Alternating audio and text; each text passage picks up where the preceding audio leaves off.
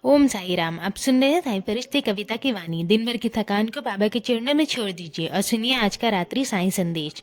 चलिए शुरू करते हैं। जो सच्चे दिल से मेरा नाम लेकर सर झुकाता है उसकी कोई भी प्रार्थना अधूरी नहीं रहती। मेरे बच्चे, तुम बस विश्वास रखो। कैसे देना है, कब देना है और कहाँ से देना है, ये सब मैं भाली भांति जानता हूँ। और हाँ, मैं तुम्हें वचन देता हूँ कि समय आने पर तुम्हारी हर सच्ची इच्छा पूरी होगी।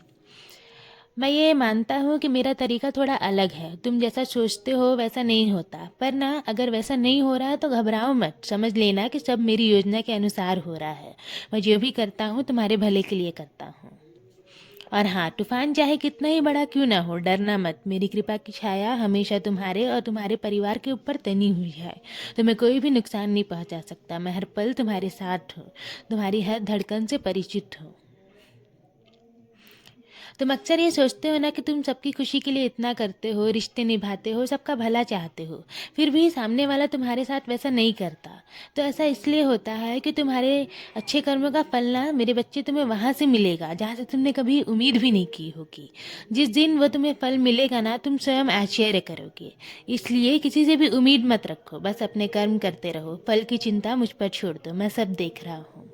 और हाँ, तुम सही रास्ते पर चल रहे हो। मैंने तुम्हारा हाथ थामा हुआ है।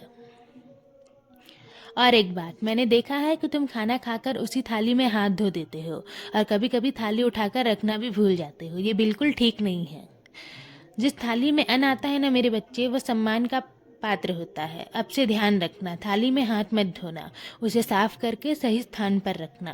क्योंकि तुमसे छोटे ना तुम्हें देखकर सीखते हैं, और मैं चाहता हूँ कि तुम अपने व्यवहार को अच्छा बनाओ। सिर्फ शब्दों से नहीं, अपने कर्मों में भी मेरी भक्ति दिखाओ। घर की छोटी छोटी आदतें ही तुम्हारे संस्कार बनाती हैं, याद रखो।